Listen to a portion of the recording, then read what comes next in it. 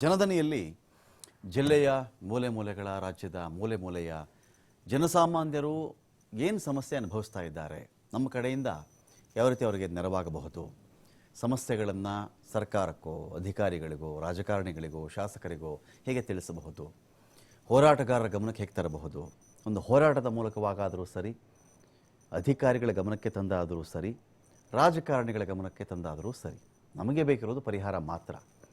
ಇಲ್ಲಿ ಪಾರ್ಟಿ ಯಾವುದಾದ್ರೂ ಇರಲಿ, ಅಧಿಕಾರಿಗಳು ಯಾರಾದರೂ ಇರಲಿ, ಪರ್ಸ್ನಲ್ ಅನ್ನೋದು ಏನೂ ಇಲ್ಲ. ಇಲ್ಲಿ ನಮಗೆ ಬೇಕಿರೋದು ಜನಸಾಮಾನ್ಯನಿಗೆ ಆಗುತ್ತಿರುವ ತೊಂದರೆ ತಪ್ಪಬೇಕು, ಅವನಿಗೇನು ಸೌಲಭ್ಯ ಸಿಗಬೇಕು ಆ ಸೌಲಭ್ಯ ಸಿಗಬೇಕು, ಅವನಿಗೆ ಅರ್ಹವಿರುವ, ಅವನು ಯಾವುದಕ್ಕೆಲ್ಲ ಎಲಿಜಿಬಲ್ ಇದ್ದಾನೋ ಆ ಯಾವುದೇ ಸೌಲಭ್ಯಗಳಿಂದ ವಂಚಿತನಾಗಬಾರ್ದು ಅಂತ. ಇಲ್ಲಿ ನೋಡಿ, ಇಲ್ಲಿ ಹುಬ್ಬಳ್ಳಿ ಕಥೆ ಇದು.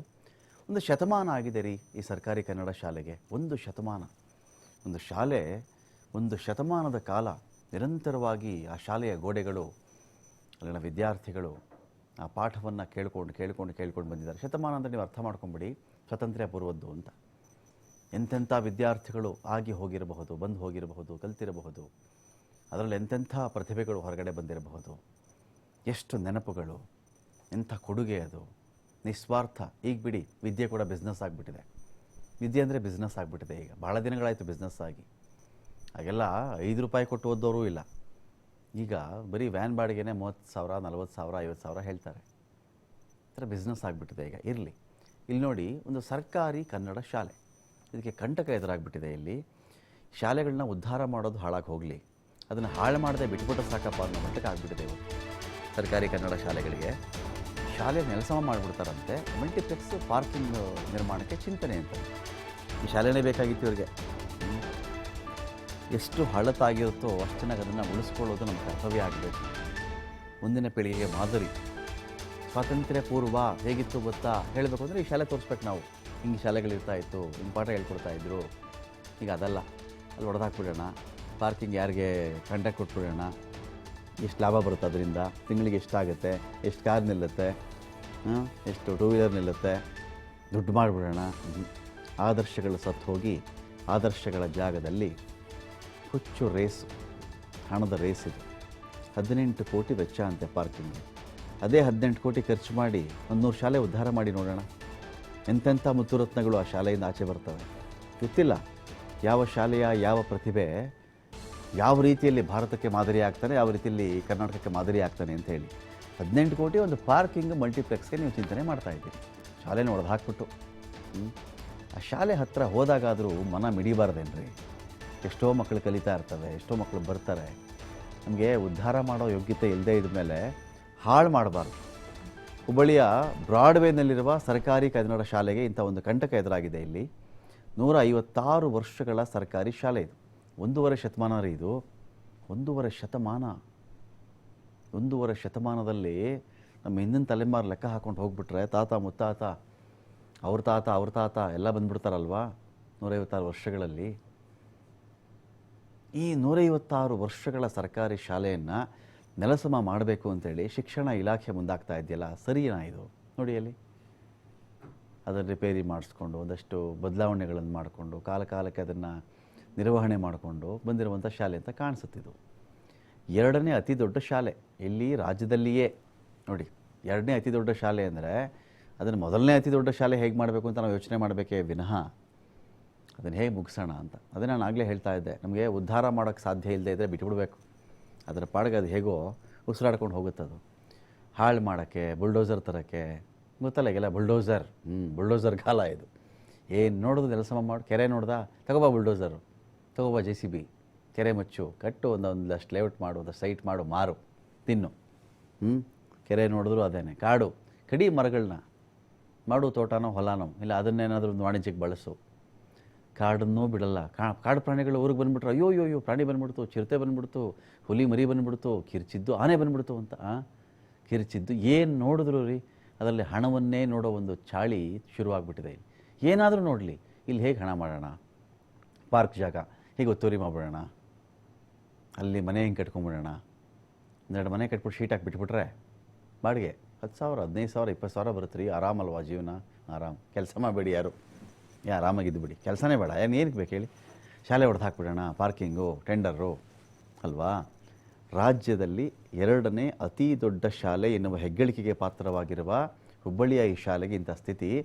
1.5 ಶತಮಾನದ ಶಾಲೆ ಇವತ್ತು ನೋಡಿ ಏನಾಗಿದೆಯಪ್ಪ ಈ ಶಾಲೆಗೆ, ಯಾರಾದರೂ ಹೇಳ್ರಿ. ಈ ಶಾಲೆ ಒಡೆದು ಹಾಕುವಂಥದ್ದು ಏನಾಗಿದೆ ಇಲ್ಲಿ? ಮಕ್ಕಳು ನೋಡಿ, ಅಲ್ಲಿ ಮಕ್ಕಳು ಕಲಿತಾ ಇದ್ದಾರೆ ಅಲ್ಲಿ. ಕನ್ನಡ ಮಾತಾಡಿ ಏನು ನವಂಬರ್ ಕನ್ನಡಿಗರ ಕಾಟ ಅಂತೂ ಹೇಳ್ತಿರೋದು. ನವಂಬರ್ ಆದಮೇಲೂ ಕನ್ನಡಿಗರಾಗಿರ್ಬೇಕಲ್ವೇನ್ರಿ? ಕನ್ನಡ ಶಾಲೆಗಳಿಗೆ ಈ ಗತಿ ಯಾಕೆ? ಶಾಲೆ ಕಡೆಗೆ ಮಲ್ಟಿಪ್ಲೆಕ್ಸ್ ಪಾರ್ಕಿಂಗ್ ಲಾಟ್ ಮಾಡಬೇಕು ಅಂಥೇಳಿ ಹುಬ್ಬಳ್ಳಿ ಧಾರವಾಡ ಪಾಲಿಕೆಯ ಚಿಂತನೆ ಅಂತೆ. ಹೌದು, ಹುಬ್ಬಳ್ಳಿ ಧಾರವಾಡದಲ್ಲಿ ಪಾರ್ಕಿಂಗ್ಗೆ ಸಮಸ್ಯೆ ಇದೆ, ನಾವು ಅಲ್ಲಿಗಳಿತಾ ಇಲ್ಲ. ಶಾಲೆನೇ ಆಗಬೇಕಾ? ಶಾಲೆನೇ ಆಗಬೇಕು. 18 ಕೋಟಿ ವೆಚ್ಚದಲ್ಲಿ ನಿರ್ಮಾಣ ಮಾಡೋದಕ್ಕೆ ಮುಂದಾಗಿದೆ ಪಾಲಿಕೆ. ಅಧಿಕಾರಿಗಳು ಮತ್ತು ಜನಪ್ರತಿನಿಧಿಗಳ ಈ ನಿರ್ಧಾರ ಯಾಕೆ ಅಂತ ಜನ ಕೇಳ್ತಾ ಇದ್ದಾರೆ. ಸಿದ್ದರಾಮಯ್ಯ ಅವರು ಕಾಳಜಿ ವಹಿಸಿ ಕನ್ನಡ ಕಾವಲು ಸಮಿತಿಯ ಮೊದಲ ಅಧ್ಯಕ್ಷರು ಕೂಡ ಆಗಿದ್ರು ಅಂತ ಕಾಣುತ್ತೆ ಸಿದ್ದರಾಮಯ್ಯನವರು. ಕನ್ನಡ ಕಾವಲು, ಕನ್ನಡ ಕಾಯಲೂ ಆಗಬೇಕು. ಕನ್ನಡ ಕಾಯಲು, ಕನ್ನಡ ಶಾಲೆ ಕಾಯಲು, ಕನ್ನಡ ಶಾಲೆ ಕಾವಲು ಸಮಿತಿ ಆಗಬೇಕಲ್ವ? ಇವೆಲ್ಲ ಸರ್ಕಾರಿ ಶಾಲೆ ಕಾವಲು ಸಮಿತಿ, ಇಂಥ ಸಮಿತಿಗಳನ್ನಾದರೂ ಮಾಡಿ ಜೀರ್ಣೋದ್ಧಾರ ಮಾಡಲಿ. ಜೀರ್ಣೋದ್ಧಾರ ಇಂಥ ಅಕ್ಷರ ದೇಗುಲಗಳು, ನಾನು ಆ ದೇವಸ್ಥಾನ ಕಟ್ಟಿದೆ, ಆ ಮೂರ್ತಿ ಪ್ರತಿಷ್ಠಾಪನೆ ಮಾಡಿದೆ, ಈ ಮೂರ್ತಿ ಪ್ರತಿಷ್ಠಾಪನೆ ಒಂದು ಭಾಗ. ಯಾವತ್ತಿಗೆ ನಮಗೆ ಒಂದು ಶಾಲೆ, ಒಂದು ಆಸ್ಪತ್ರೆ ನೈರ್ಮಲ್ಯವನ್ನು ನಾವು ಕಾಪಾಡಿಕೊಳ್ಳಲ್ವೋ ಉಳಿದಿದ್ದಲ್ಲಕ್ಕೆ ಅರ್ಥ ಇರಲ್ಲ ರೀ. ಅದೋ ಒಂದು ಫೋಟೋ ನೋಡ್ತಾ ಇದ್ದೆ. ನದಿಗಳನ್ನು ನಾವು ಜೀವನದಿ ಅಂತೀವಿ, ದೇವನದಿ ಅಂತೀವಿ, ಸಾಕ್ಷಾತ್ ಕೈಲಾಸದಿಂದ ಇಳಿದು ಬಂದಿರೋದು ಅಂತ ಮಾತಾಡ್ತೀವಿ. ನದಿಗಳು ನಾವು ಹೇಗೆ ನೋಡ್ಕೊಳ್ತೀವಿ ಹೇಳಿ? ನಮ್ಮಷ್ಟು ಕಸ ಯಾರೂ ಹಾಕಲ್ವಿರೋ ನದಿಗೆ. ಬೇರೆ ಕಡೆ ನೋಡಿ ನೀವು, ಅವ್ರಿಗೇನು ಯಾವುದ್ರಲ್ಲೂ ದೇವರು ಗೀವರು ಅದನ್ನೆಲ್ಲ ನಂಬಲ್ಲ. ಪ್ರಾಕ್ಟಿಕಲ್ ಆಗಿರುತ್ತೆ, ನೀಟಾಗಿ ನೋಡ್ಕೊಳ್ಬೇಕು ಅಂತ. ಪ್ರವಾಸೋದ್ಯಮ ಕೈ ಬೀಸಿ ಕರೀತಾರೆ ಅವರು. ಬನ್ನಿ, ಎಷ್ಟು ಚೆನ್ನಾಗಿ ಇಟ್ಕೊಂಡಿದ್ದೀವಿ ಸಮುದ್ರ ತೀರ, ಎಷ್ಟು ಚೆನ್ನಾಗಿದೆ ನಮ್ಮಲ್ಲಿ ನದಿ, ನಾವು ನದಿಯಿಂದ ದೇವರು ಅಂತೀವಿ, ಪೂಜೆ ಮಾಡ್ತೀವಿ. ನದಿ ಚೆನ್ನಾಗಿ ನೋಡ್ಕೊಳ್ತಾ ಇದ್ದೀವಾ? ಇಲ್ಲ. ಸುರಿಬಾರದ್ದೆಲ್ಲ ನದಿಗೆ ಸುರಿಯೋದು, ಕೆಮಿಕಲ್ ಹಾಕೋದು, ಕಸ ಹಾಕೋದು, ಫ್ಯಾಕ್ಟ್ರಿ ತ್ಯಾಜ್ಯ ಹಾಕೋದು, ಹೆಣೆಗಳನ್ನು ಬಿಸಾಕೋದು ಎಲ್ಲ ನಡೆದೋಗುತ್ತಲ್ಲ. ಕನ್ನಡ ಕನ್ನಡ ಕನ್ನಡ ಬನ್ನಿ ನಮ್ಮ ಸಂಗಡ ಹೇಳ್ತೀವಿ, ಖುಷಿ, ಎಸ್ ಫೈನ್. ಕನ್ನಡ ಕಾವಲು, ಕನ್ನಡ ಕಾಯಲು, ಒಂದಷ್ಟು ಸೈನ್ಯಗಳು ಎಲ್ಲವೂ ಇದೆ ಅಲ್ವಾ? ಇಂಥ ಶಾಲೆಗಳಿಗೆ, ಇಂಥ ಮಕ್ಕಳಿಗೆ ನೋಡಿ, ಆ ಶಾಲೆನ ನೀವು ಒಡೆದಾಕ್ಬಿಡ್ತೀರಾ? ಈಗ ಪಾರ್ಕಿಂಗ್ ಇಟ್ಬಿಡ್ತೀರಿ, ಮಾಡಿಬಿಡ್ತೀರಾ? 1 ಕೋಟಿನ 2 ಕೋಟಿನ ಲಾಭ ಆದಾಯ ಆಯಿತು. ಅದ್ರಲ್ಲಿ ತಿಂದು ತೇಗಿ ಒಂದಷ್ಟು ಜನ ಹರಿದು ಬಿಲ್ಗಳನ್ನೇ ಹರಿದು, ಬಿಲ್ಗಳು ಸರಿಯಾಗಿ ತಪ್ಪು ಲೆಕ್ಕ ಕೊಟ್ಟು ಅಲ್ಲೊಂದಷ್ಟು ಲೂಟಿ ಮಾಡಿ ಆಗತ್ತಲ್ವೇನ್ರಪ್ಪ? ಈ ಶಾಲೆ ನಿಮ್ಗೇನು ಮಾಡಿತ್ತು? ಜನ ಕೇಳ್ತಾ ಇದ್ದಾರೆ. ಈಗ ಆ ಜನಗಳ ಪರವಾಗಿ ನಾವಿರ್ತೀವಿ, ಈ ಪುಟಾಣಿ ಮಕ್ಕಳ ಪರವಾಗಿ ನಾವಿದ್ದೀವಿ. ಜನ, ಈ ಪುಟಾಣಿ ಮಕ್ಕಳು, ಆ ಶಾಲೆಯ ಶಿಕ್ಷಕ ವೃಂದ ಏನು ಮಾಡಿದ್ದಾರೆ ಅವರು? ಯಾರದೇನು ದೋಚ್ಕೊಂಡಿದ್ರಿ ಮಕ್ಕಳು? ಇಲ್ಲ ಅಲ್ವಾ? ಕಲಿತಾ ಇದ್ದಾರೆ ತಾನೆ? ಕಲಿಬೇಕ್ರಿ. ಎಲ್ಲ ಇಂಗ್ಲೀಷ್ ಮೀಡಿಯಮಿಂದನೇ ಆಗಲ್ಲ, ಎಲ್ಲ ಶ್ರೀಮಂತರೇ ಇರಲ್ಲ. ಈ ಶಾಲೆ ಕಳಪೆನೂ ಅಲ್ಲ, ಕಮ್ಮಿನೂ ಅಲ್ಲ. ನಮ್ಮ ಕನ್ನಡ ಶಾಲೆ ರೀ, ಕಮ್ಮಿ ಯಾಕಾಗಬೇಕಿದು? ಯಾರಿಗೆ ಗೊತ್ತು? ಈಗ 30-40 ವರ್ಷಗಳ ಹಿಂದೆ ಎಷ್ಟು ಕಾನ್ವೆಂಟ್ ಇತ್ತು, ಎಷ್ಟು ಇಂಗ್ಲೀಷ್ ಶಾಲೆಗಳಿದ್ವು? ಇಲ್ಲ, ಬೆರಳೆಣಿಕೆನೂ ಇಲ್ಲ. ಇದೇ ಸರ್ಕಾರಿ ಶಾಲೆಗಳೇ ಅಲ್ವೇ ಇವತ್ತಿಗೆ ಸಾಧನೆ ಮಾಡಿರೋರು, ಇವತ್ತಿಗೆ ಒಳ್ಳೆ ಹೆಸರು ಮಾಡಿರೋರು. ಅಂಥವ್ರಿಗೆಲ್ಲ ಅಕ್ಷರದ ಆಶ್ರಯ ಕೊಟ್ಟಿದ್ದು ಇದೇ ಶಾಲೆಗಳಲ್ವೇನ್ರಿ? ಮತ್ತು ಈ ಸಮಸ್ಯೆ ಏನೀಗ? ಈ ಶಾಲೆನ ಯಾಕೆ ಒಡೆದು ಹಾಕಬೇಕು? ಇದೇ ವಿಚಾರಕ್ಕೆ ಸಂಬಂಧಪಟ್ಟಂತೆ ನಮ್ಮ ಪ್ರತಿನಿಧಿ ಯಲ್ಲಪ್ಪ ಸೋಲಾರಗೊಪ್ಪ ಒಂದಷ್ಟು ಜನರನ್ನು ಮಾತನಾಡಿಸಿದ್ದಾರೆ. ಏನು ಹೇಳ್ತಾ ಇದ್ದಾರೆ ಅವರು ಕೇಳಿ. ಮಾಧ್ಯಮ ಶಾಲೆಗಳ ಅಬ್ಬರಕ್ಕೆ ಇವತ್ತು ಕನ್ನಡ ಮಾಧ್ಯಮ ಶಾಲೆಗಳು ಇವತ್ತು ಹಂತ ತಲುಪಿವೆ. ಅದರಲ್ಲಿ ಹುಬ್ಬಳ್ಳಿಯ ಒಂದು ಶಾಲೆ ಕೂಡ ಒಂದು. ಈಗ ಒಂದು ಕಡೆ ಅಂತಂದ್ರೆ ಶಾಲೆ ಒಂದು ತೆರೆದರೆ ದೇವಾಲಯ ತೆರೆದಂತ ಒಂದು ಗಾದೆ ಮಾತು ಇವತ್ತು ಅದು ಇಲ್ಲಿ ಅನ್ವಯಿಸುವುದಿಲ್ಲ. ಯಾಕೆಂದ್ರೆ ಇವತ್ತು ಸುಮಾರು 58 ವಿದ್ಯಾರ್ಥಿಗಳು ಕಲಿಯುವಂತಹ ಶಾಲೆ ಇದು. ಸರ್ಕಾರಿ ಮಾದರಿ ಕನ್ನಡ ಗಂಡು ಮಕ್ಕಳ ಶಾಲೆ ಇದು. ಪ್ರಮುಖವಾಗಿ ಹುಬ್ಬಳ್ಳಿಯ ಒಂದು ಪ್ರಮುಖ ಕೇಂದ್ರವಾದಂತಹ ಏನು ಮಾರುಕಟ್ಟೆ ಪ್ರದೇಶದಲ್ಲಿಯೇ ಈ ಒಂದು ಶಾಲೆ ಇದೆ. ಈ ಒಂದು ಶಾಲೆ ಇವತ್ತು ಮುಚ್ಚುವ ದುಸ್ಥಿತಿಗೆ ಬಂದೊಗೆದಿದೆ. ಇದಕ್ಕೆ ಪ್ರಮುಖ ಕಾರಣ ಏನು ಅಂತಂದ್ರೆ ಒಂದು ಕಡೆ ಅಂದ್ರೆ ಸರ್ಕಾರಗಳ ನಿರ್ಲಕ್ಷ್ಯ. ಇಲ್ಲಿ ಅಂದ್ರೆ ಪ್ರತಿ ದಿನಕ್ಕೆ ಅವಾಗ ಇಲ್ಲಿ ಅಂತಾರೆ 2 ಹಂತದಲ್ಲಿ ಈ ಒಂದು ಶಾಲೆ ನಡೆಯುತ್ತಾ ಇತ್ತು. ಆದರೆ ಈಗ ಕೇವಲ 58 ವಿದ್ಯಾರ್ಥಿಗಳ ಹಂತಕ್ಕೆ ಬಂದಿದೆ. ಈ ಒಂದು ಶಾಲೆಗಳನ್ನ ಇವತ್ತು ಬೇರೆ ಕಡೆ ಸ್ಥಳಾಂತರ ಮಾಡಬೇಕು. ಇದೇ ಒಂದು ಕಟ್ಟಡ ಏನಿದೆ ಈ ಒಂದು ಕಟ್ಟಡವನ್ನ ಕೆಡಬೇಕು, ನೆಲ ಸಮ ಮಾಡಬೇಕು, ಇಲ್ಲಿ ಅಂತಾರೆ ಮಲ್ಟಿ ಕಾಂಪ್ಲೆಕ್ಸ್ ಅನ್ನ ಕಟ್ಟಬೇಕು ಅಂತೇಳಿ ಇವತ್ತು ಸರ್ಕಾರ ನಿರ್ಧಾರ ಮಾಡಿದೆ. ಹೀಗಾಗಿ ಹೀಗಾಗಿ ಇಲ್ಲಿನ ಮಕ್ಕಳು ಇವತ್ತು ಎಲ್ಲಿ ಹೋಗಬೇಕು ಏನು ಮಾಡಬೇಕು ಅನ್ನುವಂತಹ ಚಿಂತೆಯಲ್ಲಿದ್ದಾರೆ. ಕೇವಲ ಇವತ್ತು ಈ ಒಂದು ಶಾಲೆ ಏನು ಸರ್ಕಾರಿ ಮಾದರಿ ಕನ್ನಡ ಗಂಡು ಮಕ್ಕಳ ಶಾಲೆ ಏನಿದೆ, ಈ ಒಂದು ಏನು ಶಾಲೆ ನಂಬರ್ 2, ಈ ಪ್ರಮುಖವಾಗಿ ಈ ಒಂದು ಶಾಲೆಗೆ ಸುಮಾರು 58 ವಿದ್ಯಾರ್ಥಿಗಳಿದ್ದಾರೆ. 58 ವಿದ್ಯಾರ್ಥಿಗಳು ಕೇವಲ ಇದು ಒಂದೇ ಏರಿಯಾದಲ್ಲ, ಸುತ್ತಮುತ್ತಲಿನ 10 ಏರಿಯಾದಿಂದ ಬಡ ಮಕ್ಕಳು ಇಲ್ಲಿ ಅಂದರೆ ಸರ್ಕಾರಿ ಶಾಲೆಗೆ ಇವತ್ತು ವಿದ್ಯಾಭ್ಯಾಸ ಮಾಡಲಿಕ್ಕೆ ಬರ್ತಾ ಇದ್ದಾರೆ. ಅಂತಹ ವಿದ್ಯಾಭ್ಯಾಸ ಮಾಡಲಿಕ್ಕೆ ಬಂದಂತಹ ಮಕ್ಕಳನ್ನ ಇವತ್ತು ಇಲ್ಲಿ ಅಂದರೆ ಬೇರೆ ಕಡೆ ವರ್ಗಾವಣೆ ಮಾಡಬೇಕು, ಈ ಒಂದು ಶಾಲೆನ ಬೇರೆ ಕಡೆ ಸ್ಥಳಾಂತರ ಮಾಡಬೇಕು ಅಂತೇಳಿ ಈಗಾಗಲೇ ಅಂದರೆ ಸರ್ಕಾರ ನಿರ್ಧಾರ ಮಾಡಿದೆ. ಈ ಸಂಬಂಧಪಟ್ಟಂಗೆ ಹುಬ್ಬಳ್ಳಿ ಧಾರವಾಡ ಮಹಾನಗರ ಪಾಲಿಕೆ ಅಧಿಕಾರಿಗಳು ಈಗಾಗಲೇ ಅಂತಂದರೆ ಒಂದು ನೀಲಿ ನಕ್ಷೆಯನ್ನು ಸಹ ಈ ಸಂಬಂಧಪಟ್ಟಂಗೆ ಸಿದ್ಧಪಡಿಸಿದ್ದಾರೆ. ಇಲ್ಲಿ ಮಲ್ಟಿ ಕಾಂಪ್ಲೆಕ್ಸ್ ಕಟ್ಟಬೇಕು, ಆ ಸಂಬಂಧಪಟ್ಟಂಗೆ ಒಂದು 18 ಕೋಟಿ ರೂಪಾಯಿ ಒಂದು ನೀಲಿ ನಕ್ಷೆ ಕಾಂಪ್ಲೆಕ್ಸ್ ಅನ್ನು ಸಹ ಇಲ್ಲಿ ಅಂತಂದರೆ ಸಿದ್ಧಪಡಿಸಿದರೆ. ಹೀಗಾಗಿ ಒಂದು ಕಡೆ ಅಂತಾರೆ ಈ ಮಕ್ಕಳಿಗೆ ಇವತ್ತು ಒಂದು ಚಿಂತೆ ಕಾಡ್ತದೆ, ನಮ್ಮ ಶಾಲೆ ಬೇರೆ ಕಡೆ ಸ್ಥಳಾಂತರ ಆಗ್ತದೆ ಅಂತೇಳಿ. ಈ ಸಂಬಂಧಪಟ್ಟ ಇಲ್ಲಿ ವಿದ್ಯಾರ್ಥಿಗಳನ್ನ ನಾನು ಮಾತಾಡ್ತೀನಿ. ಪುಟ್ಟ, ನಿಮ್ಮ ಶಾಲೆ ಇವತ್ತು ಮುಗಿಸ್ತಾ ಇದ್ದಾರೆ, ಯಾಕಂತ ಏನು ಗೊತ್ತಾ? ಯಾಕಂತ ಗೊತ್ತಿಲ್ರಿ, ಒಟ್ಟು ಶಾಲೆ ಮುಗಿಸ್ಬಾರ್ದ್ರಿ ನಮ್ದು. ಯಾಕಂದ್ರೆ ಈ ಶಾಲೆಯಿಂದ ಬಾ ಮಂದಿ ಮಕ್ಕಳು ಕಲ್ತಾರ್ರಿ, ಈ ಇನ್ನೂ ಮಕ್ಳು ಅದಾರಿ, ಅವರು ಕಲಿಬೇಕಂತ ನಮ್ದು ಆಸೆ ಐತ್ರಿ, ನಾವು ಕಲಿಬೇಕಂತ ನಮ್ದು ಆಸೆ ಐತ್ರಿ. ಈಗ ಕಲ್ತವ್ರು ದೊಡ್ಡ ದೊಡ್ಡ ವ್ಯಕ್ತಿಗಳಾಗ್ಯಾರಿ, ಅವ್ರ ಗತಿ ನಾವು ಶಾಲೆನ ಬೆಳೆಸಬಾರ್ದಂತ ನಮಗೂ ಬೆಳೆಸಬಾರ್ದಂತ ಐತ್ರಿ. ಒಟ್ಟು ಶಾಲೆ ಬೆಳೆಸಬಾರ್ದು, ಈ ಶಾಲೆ ಇಲ್ಲೇ ಇರಬೇಕು, ನಿಮ್ಗೆ ಬೇರೆ ಕಡೆ ಸ್ಥಳಾಂತರ ಮಾಡಬಾರ್ದ್ರಿ. ಓಕೆ ಪುಟ್ಟ, ಈಗ ಇನ್ನೊಬ್ಬ ವಿದ್ಯಾರ್ಥಿ ಇದ್ದಾನೆ. ಪುಟ್ಟ, ನಿಮ್ಮ ಶಾಲೆ ಈಗ ಇದನ್ನು ಕೆಡವಿ ಬೇರೆ ಏನೋ ಕಟ್ಬೇಕಂತಾರ, ಈ ಶಾಲೆಗೆ ಬೇರೆ ಕಡೆ ನಿಮ್ಮ ಪರಿಸ್ಥಿತಿ ಏನಾಗ್ತೈತಿ? ನಮ್ಗೆ ದೂರ ಆಕೈತಿ ಸರ್ ಶಾಲೆ. ಶಾಲೆ ಅಂದ್ರೆ ದೇವಾಲಯ ಸರ್. ಇಂಥ ದೇವಾಲಯ ಮುಚ್ಚಬಾರ್ದು. ಹಾಂ ಸರ್. ಮುಚ್ಚಿರಿ ಏನಕ್ಕೈತಿ ಎಲ್ಲ ನಿಮ್ಮ ನಮ್ಗೆ ವಿದ್ಯೆ ಎಲ್ಲ ಹಾಳಾಕೈತಿ ಸರ್. ಬೇರೆ ಕಡೆ ಇದು ಮಾಡ್ಬೇಕಾ? ಬೇರೆ ಕಡೆ ಮಾಡಕತ್ತಾರ, ಅದು ಮಾಡ್ಬೇಕೋ ಬೇಡೋ? ಇಲ್ಲ ಇರ್ಬೇಕು ಸರ್, ಈ ಶಾಲೆ ಕೆಡಬಾರ್ದು. ಇಲ್ಲ ಸರ್. ಈ ಒಂದು ಶಾಲೆಯ ಓರ್ವ ಹಳೆ ವಿದ್ಯಾರ್ಥಿಗಳನ್ನ ನಾನು ಮಾತಾಡ್ತೀನಿ. ಸರ್, ಶತಮಾನ ಕಂಡಂಥ ಶಾಲೆ, ಕೇವಲ ಸರ್ಕಾರ ಬಾಯಿ ಮಾತಿಗೆ ಆದರೆ ಮುಚ್ಚು ಹಂತ ತಲುಪಿದೆ ಇವತ್ತು. ಈ ಶಾಲೆಯ ವಿಶೇಷತೆ ಏನಂತಂದರೆ, ಇದು ಹುಬ್ಬಳ್ಳಿಯ ಪ್ರತಿಷ್ಠಿತ ಬ್ರಾಡ್ವೇದಲ್ಲಿ ಸ್ಥಿತ ಇರುವಂಥ ಶಾಲೆ. ಇಲ್ಲಿ ಒಂದು ಕಾಲದಲ್ಲಿ ಅಂದರೆ ನಾವು ಕಲಿಯುವಾಗ 1980ರ ಇಸ್ವಿಯಲ್ಲಿ ಒಂದು ತರಗತಿಯಲ್ಲಿ 200 ವಿದ್ಯಾರ್ಥಿಗಳು ಕಲಿತಾಯಿದ್ರು. ಅಂದರೆ ಹೆಚ್ಚು ಕಡಿಮೆ 1400 ವಿದ್ಯಾರ್ಥಿಗಳು ಕಲಿತಾಯಿದ್ರು. ಅದು ಕನ್ನಡ ಗಂಡು ನಮ್ಮ ಮಕ್ಕಳ ಶಾಲೆ ನಂಬರ್ 2ರಲ್ಲಿ. ಅದರ ಜೊತೆ ಇನ್ನೊಂದು 11 ನಂಬರ್ ಶಾಲೆ ಅನ್ನೋದು ಸಹ ಇಲ್ಲಿ ನಡೀತಾ ಇತ್ತು. ಇಲ್ಲಿ ಸುತ್ತಮುತ್ತಲಿನ ಎಲ್ಲ ಅಂದರೆ ಈ ಹೊಸ ಹುಬ್ಬಳ್ಳಿಯ ಭಾಗದ ಆಲ್ಮೋಸ್ಟ್ ಎಲ್ಲ ಭಾಗಗಳಿಂದ ವಿದ್ಯಾರ್ಥಿಗಳು ಬಂದು ಕಲಿತಾ ಇದ್ದರು. ಇಲ್ಲಿ ಕಲ್ತಂಥವ್ರು ನಮಗಿಂತ ಮುಂಚೆ ಕಲ್ತಂಥವ್ರು ಇರ್ಬೋದು, ನಮ್ಮ ಜೊತೆ ಕಲ್ತಂಥವ್ರು ಇರ್ಬೋದು. ದೇಶ ವಿದೇಶಗಳಲ್ಲಿ ದೊಡ್ಡ ದೊಡ್ಡ ಹುದ್ದೆಗಳಲ್ಲೂ ಇದ್ದಾರೆ ವಿದ್ಯಾರ್ಥಿಗಳು. ಡಾಕ್ಟರ್ಗಳಾಗಿದ್ದಾರೆ, ಇಂಜಿನಿಯರ್ಗಳಾಗಿದ್ದಾರೆ, ಒಳ್ಳೆ ಇದರಲ್ಲಿ ಸೇವೆಯನ್ನು ಸಲ್ಲಿಸ್ತಾ ಇದ್ದಾರೆ. ಇಂಥ ಒಳ್ಳೆಯ ಶಾಲೆ. ಈ ಶಾಲೆಯ ಮುಂಭಾಗದಲ್ಲಿ ಒಂದು ಕಮರ್ಷಿಯಲ್ ಕಾಂಪ್ಲೆಕ್ಸ್ ಇತ್ತು, ಮೊದಲಿಂದನೂ ಇತ್ತು. ಅದು ಸುಮಾರು ಒಂದು 60 ವರ್ಷದ ಹಿಂದಿನ ಬಿಲ್ಡಿಂಗು. ಅದು ಗೀಳಾಗಿದೆ ಅಂತ ಮಹಾನಗರ ಪಾಲಿಕೆ ಅವರು ಕೆಡವಿದ ನಂತರ ಆ ಭಾಗದಲ್ಲಿ ಅಷ್ಟೇ ಅವರು ಹೊಸ ಕಟ್ಟಡವನ್ನು ಕಟ್ಟುವಂಥ ಪ್ಲ್ಯಾನನ್ನು ಮೊದಲಿಗೆ ಮಾಡಿದ್ರು.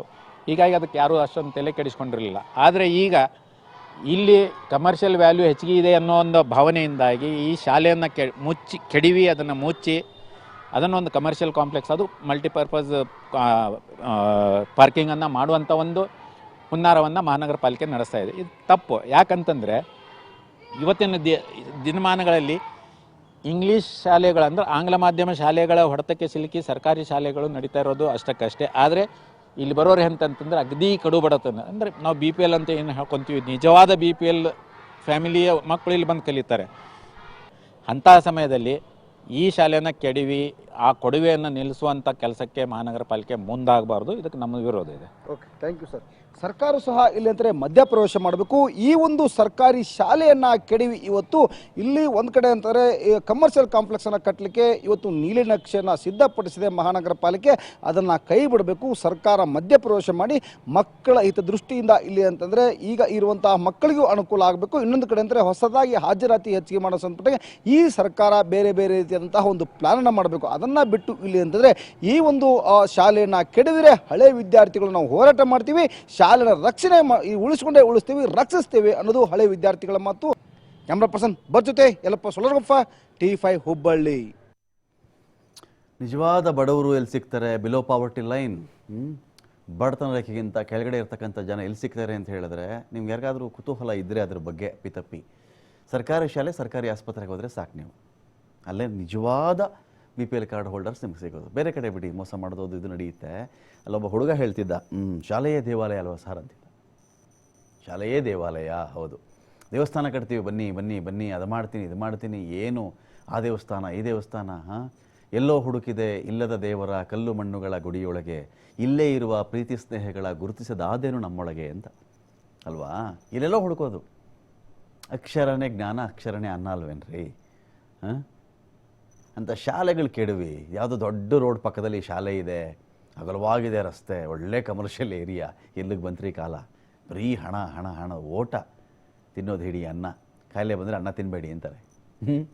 ಅನ್ನ ತಿನ್ನಬೇಡಿ ಅಂತಾರೆ. ಅಯ್ಯೋ ಶುಗರ್ ಬಂದುಬಿಡುತ್ತೆ ಅದು ಇದು ಅಂತ. ಅಷ್ಟಕ್ಕೆ ನಾನು ಮಾಡಬೇಕು, ಮಕ್ಕಳಿಗೂ ಮಾಡಬೇಕು, ಮೊಮ್ಮಕ್ಕಳಿಗೂ ಮಾಡಬೇಕು, ಅವ್ರ ಮಕ್ಕಳಿಗೂ ಮಾಡಬೇಕು ಅಂಥೇಳಿ ಇವನು ನಾಳೆ ಬೆಳಗ್ಗೆ ಸಾಯೋದು ಇವನು ಗೊತ್ತಿಲ್ಲ.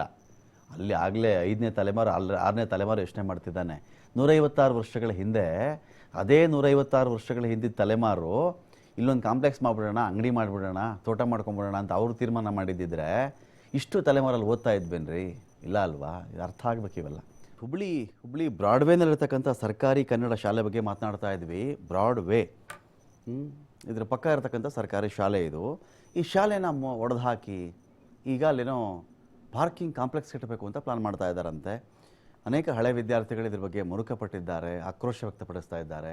ಹಾಗೆ ಅಲ್ವೇ ನಮ್ಮ ಶಾಲೆ ಅಂದರೆ? ಹಾಗೆ ನಾವು ಓದಂಥ ಪ್ರಾಥಮಿಕ ಶಾಲೆ, ಪ್ರೌಢಶಾಲೆ ಅಂತ ಹೇಳಿದ್ರೆ ಎಷ್ಟು ನೆನಪುಗಳು. ತಿಂಡಿ ತಿಂದಿದ್ದು, ಊಟ ಮಾಡಿದ್ದು, ಪಾಠ ಕೇಳಿದ್ದು, ಚಕ್ಕರ ಹಾಕಿದ್ದು, ಡ್ಯಾನ್ಸ್ ಮಾಡಿದ್ದು, ಆಟ ಆಡಿದ್ದು, ಪ್ರೈಸ್ ತೊಗೊಂಡಿದ್ದು, ಡ್ರಾಮಾ, ಸಾಂಸ್ಕೃತಿಕ ಚಟುವಟಿಕೆಗಳು, ಭಾಷಣ, ಆಶುಭಾಷಣ ಸ್ಪರ್ಧೆ, ಪ್ರಬಂಧ, ಎಷ್ಟೆಲ್ಲ ನೆನಪುಗಳು ಬರ್ತಾವೆ ನೋಡಿ. ಗೆಳೆಯರು, ನಮ್ಮ ಶಿಕ್ಷಕರು, ಅವರ ಬೀಳ್ಕೊಡುಗೆ ಸಮಾರಂಭ, ಕಳೆದುಕೊಂಡಂಥ ಗೆಳೆಯರು ಎಷ್ಟು ನೆನಪಾಗ್ತವೆ ಅಂತ. ಶಾಲೆ ಮುಂದೆ ಹೋದಾಗಲೇ ನಾನು ಓದಿ ಸ್ಕೂಲಪ್ಪ ಇದು. ಮಕ್ಕಳು ಮೊಮ್ಮಕ್ಕಳು ಎಲ್ರಿಗೂ ಹೇಳ್ತಾ ಇರ್ತೀವಿ, ನಾನೇ ಓದಿದ್ದಿಲ್ಲಿ, ಈ ಸೆಕ್ಷನ್ನು, ಈ ಕ್ಲಾಸು, ಈ ಬೆಂಚು, ಇಲ್ಲೇ ಕೂತ್ಕೋತಾ ಇದ್ದೆ, ಇಲ್ಲಿ ಊಟ ಮಾಡ್ತಾ ಇದ್ವಿ, ಈ ಅಂಗಡಿಲಿ ತಿಂಡಿ ಸಿಕ್ತಿತ್ತು, ತಿಂತಿದ್ವಿ, ಶುಂಠಿ ಪೆಪ್ಪರ್ಮೆಂಟು, ಅಡಿಕೆ ಪೆಪ್ಪರ್ಮೆಂಟು, ಆರೆಂಜು, ಈಚಲ ಹಣ್ಣು, ಎಲ್ಚೆ ಹಣ್ಣು, ಮಾತಾಡ್ತೀವಲ್ವಾ ಅಂತೆಲ್ಲ ನೆನಪುಗಳನ್ನು JCB ತಂದು ಬುಲ್ಡೋಸರ್ ತಂದು ಹೊಡೆದು ಹಾಕ್ಬಿಡೋದ? ಕಮರ್ಷಿಯಲ್, ದುಡ್ಡು, ಹಣ. ಮಹೇಶ್ ಚಿಕ್ಕವೀರಮಠ ಅಂತಿದ್ದಾರೆ, ಹಳೆ ವಿದ್ಯಾರ್ಥಿ, ಇದೇ ಶಾಲೆ ಇದ್ದು. ಮಹೇಶ್ ಅವರ ನಮಸ್ಕಾರ. ಸರ್ ನಮಸ್ಕಾರ. ಕೇಳಿಸ್ಕೊಂಡ್ರ ಈ ಶಾಲೆದ ಕಥೆ? ಸರ್ ಕೇಳಿಸ್ಕೊಂಡಿ ಸರ್, ನಮ್ಗೆ 3 ದಿನದ ಹಿಂದೆ ಈ ಮಾತು ಗೊತ್ತಾಯ್ತು, ಇಲ್ಲಿ ಏನಾಗ್ತಾ ಇದೆ ಅಂತ ಹೇಳಿ. ಸ್ವಲ್ಪ ಜೋರಾಗಿ ಮಾತಾಡಿ. ನಿಮ್ಮ ಮಾಧ್ಯಮದ ಮುಖಾಂತರ ನಮ್ಗೆ ಗೊತ್ತಾಯ್ತು ಇಲ್ಲಿ ಏನೇನಾಗ್ತಿದೆ ಅಂತ ಹೇಳಿ. ಮೊದ್ಲಿಗೆ ನಾವು TV5 ನವರಿಗೆ ನಾವು ಧನ್ಯವಾದ ತಿಳಿಸ್ತೀವಿ. ನಮ್ಮ ಕೂಗನ್ನ ನೀವು ರಾಜ್ಯ ಮಟ್ಟದಲ್ಲಿ ತಲುಪಿಸ್ತಿದ್ದೀರಿ, ಇದು ನಮಗೂ ಸಂತೋಷವಾಗಿದೆ. ಇದರಲ್ಲಿ ಎಷ್ಟು ವರ್ಷ ಓದಿದ್ರಿ ಮಹೇಶ್ ನೀವು ಈ ಶಾಲೆಯಲ್ಲಿ? ಯಾವ ಬ್ಯಾಚ್ ನಿಮ್ದು ವಿದ್ಯಾರ್ಥಿ ಇಲ್ಲಿ? ನಮ್ದು 93ರಿಂದ 2000 ಇಸ್ವಿವರೆಗೆ, ಅಂದ್ರೆ 1ನೇ ತದಿಂದ 7ನೇ ತದವರೆಗೆ ನಾ ಕಲ್ತಿದ್ದ ಅದೇ ಶಾಲೆ. ಓಕೆ, ಬರೀ ಕೇವಲ ನಾನಲ್ಲ, ನಮ್ಮ 3 ತಲೆಮಾರು ಅಂದ್ರೆ ನಮ್ಮ ತಾತ, ನಮ್ಮ ತಂದೆ, ನಾನು ಹಾಗೂ ನಮ್ಮ ತಮ್ಮ ಇದೇ ಶಾಲೆಯಲ್ಲೇ ಕಲ್ತಿದ್ದು. ಇದರಲ್ಲಿ ಕೂಗಲ ದೂರದಲ್ಲಿ ಒಂದು 300 ಮೀಟರ್ದಲ್ಲಿ ನಮ್ಮ ಮನೆ ಇತ್ತು, ಹಳೆ ಮನೆ. ನಾವು ಅಲ್ಲೇ ವಾಸ ಮಾಡ್ತಿದ್ವಿ, ಅಲ್ಲೇ ಕಲ್ತಿದ್ವಿ. ಸುಮಾರು ಅಕ್ಕಪಕ್ಕದಲ್ಲಿ ಸುಮಾರು ಹೆಚ್ಚು ಕಡಿಮೆ ಅಂದ್ರೆ ಒಂದು 25-30 ಏರಿಯಾದಿಂದ ಅಪ್ ಟು 8-10 ಕಿಲೋಮೀಟರ್ ದೂರದಿಂದಾನು ಈ ಶಾಲೆಗೆ ಬರ್ತಿದ್ರು. ಅವಾಗ ಬಸ್ ಇತ್ತು, CBT ಸಮೀಪ ಇತ್ತಲ್ಲ, ಅವರೆಲ್ಲ ಬರ್ತಾ ಇದ್ರು. ಇವಾಗ ಏನಂದ್ರೆ, ಇವಾಗ ಮಹಾನಗರ ಪಾಲಿಕೆದವ್ರು ಏನ್ ಮಾಡ್ತಾ ಇದಾರಲ್ಲ, ಇವಾಗ ಈ ಶಾಲೆಯನ್ನು ಒಡೆದು ಹಾಕಿ ಅಲ್ಲಿ ಮಲ್ಟಿಪ್ಲೆಕ್ಸ್ ಕಾಂಪ್ಲೆಕ್ಸ್ ಅನ್ನು ಮಾಡ್ಬೇಕಂತ ಹೇಳಿ ತಿಳ್ಕೊಂಡಿದ್ದಾರೆ. ಅದ್ ನಾವು ಎಲ್ಲರೂ ಕೂಡಿ ಅಪೋಸ್ ಮಾಡ್ತಾ ಇದೀವಿ. ಅಲುಮ್ನಿ ಅಸೋಸಿಯೇಷನ್ ಅಂತ ಏನಾದ್ರು ಇದೆಯಾ? ಹಳೆ ಸ್ಟೂಡೆಂಟ್ಸ್ ಗಳ ಒಕ್ಕೂಟ, ಹಳೆ ವಿದ್ಯಾರ್ಥಿಗಳ ಸಂಘ ಅಂತೇಳಿ ಮಾಡ್ಕೊಂಡಿದೀವಿ. ಸಂಚಾಲಕ ಅಂತೇಳಿ ನಾವು ನೇಮಕ ಮಾಡಿದ್ದಾರೆ.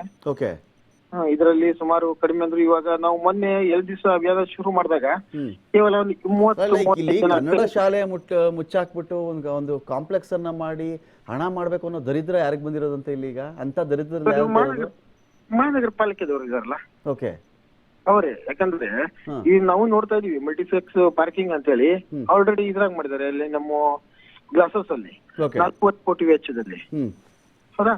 ಅದ್ ನೋಡಿದ್ರೆ ಟೋಟಲ್ ಹಾಳ್ ಬಿದ್ದೈತಿ, ಅಲ್ಲಿ ಏನೂ ಇಲ್ಲ. ಅದೇ ರೀತಿ ಶಿರಡಿ ಸಾಯಿಬಾಬಾ ಗುಡಿ ಕೋರ್ಟ್ ಸರ್ಕಲ್ ಹತ್ರ ಮಾಡಿದ್ದಾರೆ, 5 ವರ್ಷ ಆಯ್ತು ಮಾಡ್ತಾ ಇದ್ದಾರೆ. ಇಂಜಿನಿಯರ್, ಸ್ಮಾರ್ಟ್ ಸಿಟಿ ಇಂಜಿನಿಯರ್ ಅಂತ ತಿಳ್ಕೊಂಡಿದಾರಲ್ಲ ಒಂದಿಷ್ಟು ಜನ, ಅವ್ರೆಲ್ಲರೂ ಬೋಗಸ್ ಇಂಜಿನಿಯರ್ಗಳೇ. ಅವರು ನಮ್ಮ ಜನಪ್ರತಿನಿಧಿಗಳ ತಲೆಯಲ್ಲಿ ತುಂಬಿ ತಾವು ಕೊಳ್ಳೆ ಹೊಡಿಬೇಕಂತ ಜನಪ್ರತಿನಿಧಿಗಳ ಸಹಾಯದಿಂದ ತಾವೆಲ್ಲ ಈ ರೀತಿ ಮಾಡ್ತಾ ಇದ್ದಾರೆ. ಯಾಕೆ ಸುಮ್ನಿರ್ತೀರಿ? ಈಗ ಅಲ್ಲಿ ನಿಮ್ಗೆ ಕಲಿಸಿದ ಶಿಕ್ಷಕರು ಇರಬಹುದು, ಕಲಿಸದೇ ಇರೋ ಶಿಕ್ಷಕರು ಅಲ್ಲಿ ಇರಬಹುದು. ಅವ್ರಿಗೇನ್ ಹೇಳಿ ಸರ್ಕಾರಿ ಕನ್ನಡ ಶಾಲೆ ಅಂತಾರೆ, ಅವ್ರಿಗೆ ಹೋಗ್ರಪ್ಪ ಅಂದ್ರೆ ಹೋಗ್ಬೇಕಾಗತ್ತೆ. ಅಸಹಾಯಕತೆ, ಯಾರಿಗೆ ಹೇಳ್ಬೇಕು ಗೊತ್ತಾಗಲ್ಲ ಅವ್ರಿಗೆ. ಇದ್ರ ನಡುವೆ ನಾವೆಲ್ಲ ಅವ್ರ ಜೊತೆ ಆಗ್ಬೇಕಲ್ವಾ? ಅಂದ್ರೆ ನನಗೆ ಪಾಠ ಮಾಡಿದ ಶಿಕ್ಷಕರ ಪರವಾಗೇ ನಾನು ಇರಬೇಕು ಅಂತ ಅಲ್ಲ, ಎಲ್ಲಾ ಶಿಕ್ಷಕರು ಒಬ್ರಲ್ಲ ಒಬ್ರಿಗೆ ಹೇಳ್ಕೊಟ್ಟಿರ್ತಾರಲ್ಲ, ವಿದ್ಯಾರ್ಥಿ ಸಮೂಹ ನಿಂತ್ಕೋಬೇಕಲ್ವಾ ಅವ್ರ ಜೊತೆಗೆ ನಾವೆಲ್ಲ. ಈಗ ಹೌದು ಸರ್, ನಾವು ನಿಂತ್ಕೊಳ್ತಾ ಇದೀವಿ. ಅದೇ ರೀತಿ ನಾವು ಸರ್ಕಾರಕ್ಕೂ ಪ್ರಪೋಸಲ್ ಕೊಡ್ತಾ ಇದೀವಿ. ಹೇಗಂದ್ರೆ ನೀವು ಬರೀ ಶಾಲೆ ಹೊಡೆಯೋದ್ರಿಂದ ಏನಾಗಲ್ಲ, ಇದೇ ಶಾಲೆ ನಮ್ ಮುಂದೆ ಹೆಂಗಿದ್ರು ಹೊಡೆದಿದ್ದೀರಾ, ಅದೇ ಕಂಪೌಂಡ್ ಹಾಕಿ ಸುಸಜ್ಜಿತವಾಗಿ ಕನ್ನಡ ಜೊತೆ ಆಂಗ್ಲ ಮಾಧ್ಯಮನು ಮಾಡ್ರಲ್ಲ. ಯಾಕಂದ್ರೆ ಇವಾಗ ನೋಡ್ರಿ ಹೆಂಗಾಗೈತೆ ಅಂದ್ರೆ ನಾವು ಎಲ್ಲ ಶಿಕ್ಷಣ ಹೇಗೆ ಆಂಗ್ಲ ಮಾಧ್ಯಮ ನಿನ್ನೆ ಒಂದು ವರದಿ ಓದ್ತಿದ್ದೆ ಮಹೇಶ್, ನಿನ್ನೆ ಒಂದು ವರದಿ ಓದ್ತಿದ್ದೆ, ಬಹಳ ಆಘಾತಕಾರಿ ವರದಿ. ಇದು ಒಂದು ಭಾಗನ ಸರ್ಕಾರಿ ಶಾಲೆಗಳ ಸ್ವತ್ತಿರುತ್ತಲ್ಲ, ಈ ಸ್ವತ್ತಿಗೆ ಸಂಬಂಧಪಟ್ಟಂತೆ ಕೆಲವು ಪೇಪರು ಅಥವಾ ದಾಖಲೆ ಇಲ್ಲವಂತೆ. ನೋಡಿ ಎಂತ ದುರಂತ ಅಂತ ಹೇಳಿದ್ರೆ, ಅದನ್ನ ಹೇಗೆ ಕಬಳಿಸೋಣ ಅಂತ ಹೇಳಿ ಕೆಲವರು ಹೊಂಚಾಕಿ ಸಂಚು ಮಾಡ್ತಾ ಇದ್ದಾರೆ ಅಂತ ನಮಗೆ ಸುದ್ದಿ. ಅಂದ್ರೆ ಸರ್ಕಾರಿ ಶಾಲೆ ಒಂಥರ ಗ್ರಾಂಟೆಡ್, ಏನ್ ಬೇಕಾದ್ರೂ ಮಾಡ್ಬೋದು ಅದನ್ನ ಅಂತ.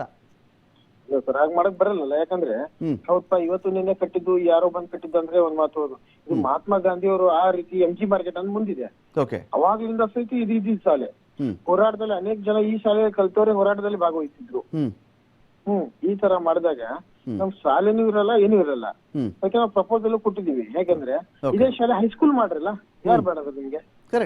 ಇದೇ ಶಾಲೆ ಆಂಗ್ಲ ಮಾಧ್ಯಮನೂ ಮಾಡ್ರಲ್ಲ, ನಿಮ್ಗೆ ಯಾರು ಬೇಡಂದ್ರು? ಕಾಲೇಜ್ ಆಗಿ ಡೆವಲಪ್ ಮಾಡಿ, ಡೆವಲಪ್ PU ಕಾಲೇಜ್ ಮಾಡಿದ್ರು ನಮ್ಗೇನು ಸಮಸ್ಯೆ ಇಲ್ಲ. ಯಾಕಂದ್ರೆ ಅದೇ ಭಾಗದಲ್ಲಿ ಬೇಕಾದ್ ಮಾಡ್ಬೋದು. ಮಾತ್ರ ಇದು ಕಮರ್ಷಿಯಲ್ ಬಿಟ್ಟು ಅದು ಇನ್ನೊಂದು ಶಿಕ್ಷಣಕ್ಕೆ ಸಂಬಂಧಪಟ್ಟ ಯಾವುದೇ ಒಂದು ಪ್ರಾಜೆಕ್ಟ್ ಇರಲಿ, ನಾವು ಎಲ್ಲರೂ ಸ್ವಾಗತ ಮಾಡ್ತೀವಿ. ಓಕೆ, ಥ್ಯಾಂಕ್ ಯು ಮಹೇಶ್ ಅವರೇ. ಇದೀಗ ನಮ್ಮೊಂದಿಗೆ SS ಕೇಳದಿ ಮಠ ಅವರಿದ್ದಾರೆ, DDPI ಧಾರವಾಡ. ಕೇಳದಿ ಮಠ ಅವರೇ ನಮಸ್ಕಾರ.